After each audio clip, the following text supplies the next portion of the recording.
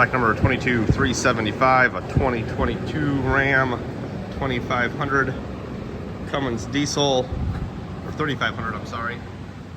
Ram 3500 Cummins diesel front clip, cowl cut through the windshield and through the floor. Driver's side fenders damaged, but besides that, I believe it's a nice clean clip. Does not have the fog lights.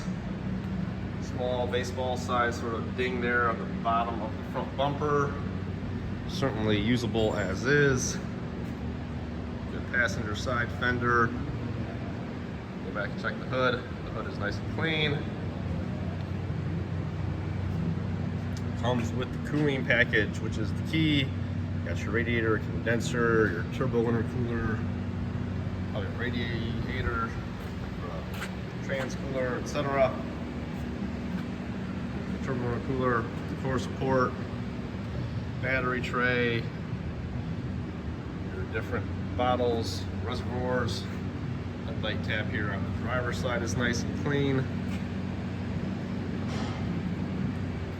As is the front bumper or front grille, no damage there. Passenger headlight nice and clean. Same with the headlight tabs.